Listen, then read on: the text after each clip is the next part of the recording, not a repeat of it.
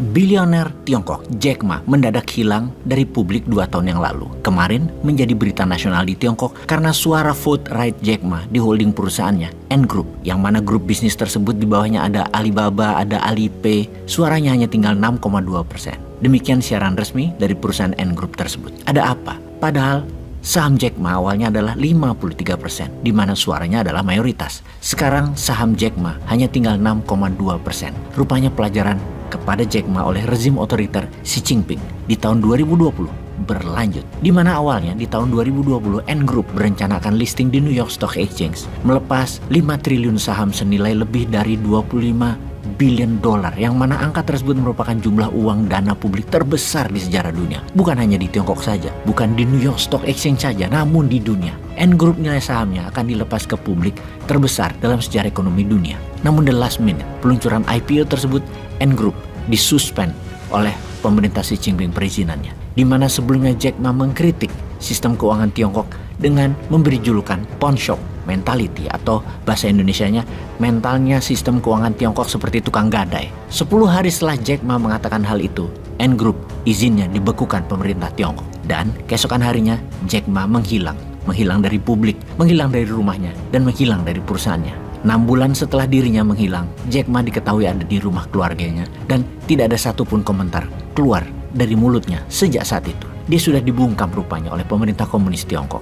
Publik ketika Jack Ma hilang terbayang 5 bilioner pengkritik kebijakan Xi Jinping sejak tahun 2015 hingga tahun 2020 yang juga hilang. Yang kemudian ada yang meninggal di penjara, ada yang dipenjara selama 10 tahun dengan tuduhan korupsi lah. Namun yang pasti semuanya dimiskinkan. Siapa dia? Xiao Jianhua, bilioner finance dari Tomorrow Group; Hua Guangyu, pengusaha bilioner bidang elektronik; Ren Zhijiang, dunia properti; Xiuming dan Guo Guangqing, semuanya adalah bilioner sebelum Jack Ma, dan semuanya adalah pengkritik kebijakan Xi Jinping yang hilang. Jack Ma adalah yang terakhir dimiskinkan dari 53% ke 6,2%. Hartanya diambil pemerintah otoriter Xi Jinping. Memiskinkan bilioner populer adalah strategi untuk membuat Tiongkok menjadi negara selalu tanpa oposisi. Ngomong-ngomong, kalau sahabat menerima informasi seperti ini dari kakak tertua ya, jangan dihubung-hubungkan dengan santarannya Bosman.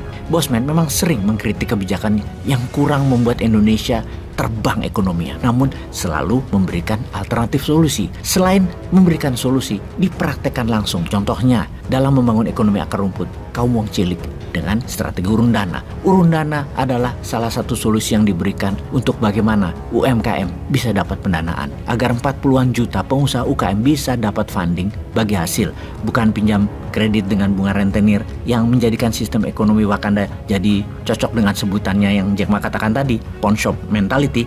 Ya enggak lah.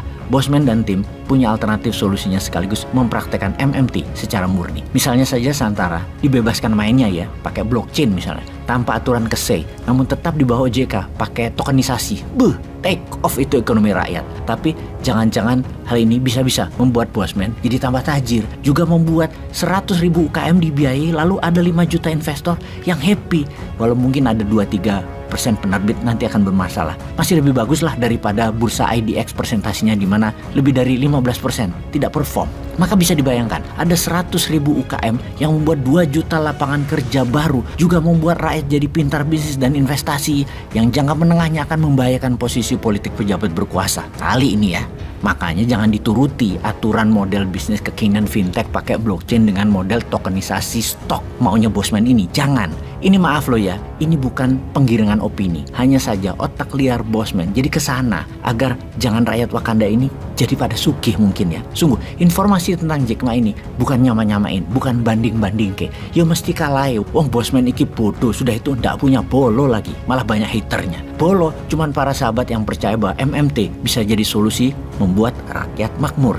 Ngarep dipermudah semua strategi bisnisnya. Namun sejauh ini masih belum lincah dan dibatasi regulasinya. Bukan seperti Tiongkok loh pemerintah sekarang ini, bukan. Pejabatnya mau melindungi investor agar rapi administrasi, tapi jangan macam-macam itu usaha urun dananya. Ikuti aturan walaupun kuno tapi aman, itu di otak mereka, ya nggak apa-apa. Yang jadi kepikiran kenapa karakter Mardigu yang dikesankan disemprit. Tapi ya nggak apa-apa juga sih. Kalau secara pribadi Bosman masih asik aja. Namun kok kesannya OJK juga pansos gitu loh. Bukan administrasi Santara yang difokuskan, tapi Bosman-nya. Tapi oke lah, kita balik ke topik. Tenang, kita tetap nurut maunya pemerintah. Manut, kita buang 70%-an pengusaha UMKM yang baik namun tidak tertib administrasinya dari daftar Santara. Kalau perlu sisakan 32 saja. Lalu bagaimana solusi membantu UKM? Yang pasti tidak akan jalan dengan baik urun dananya kalau setelah investasi di urun dana tadi tidak ada bursa sekunderinya. Ada sih, namun dibatasi jendelanya. Hanya ada 2 minggu setiap 6 bulan yang membuat banyak uang investor tidak berputar cepat. Kenapa ya tidak diizinkan SCF urun dana secondary marketnya transaksi harian? Kenapa ya?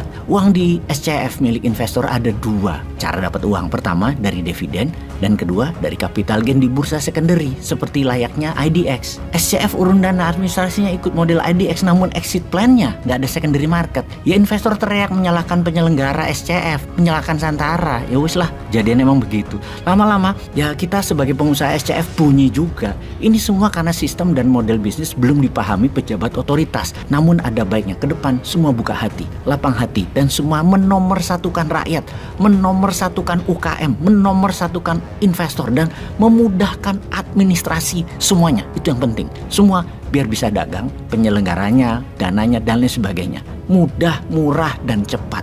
Daripada diambil asing atau diambil rentenir, atau jangan sampai kita main dari luar negeri jadi global company ke depannya. Sempat kepikiran juga seperti hal itu, yaitu bagaimana sesama orang buangan apa Bosman gabung sama Jack Ma aja kali ya. Main dari negara netral demi membantu rakyat akar rumput, demi NKRI.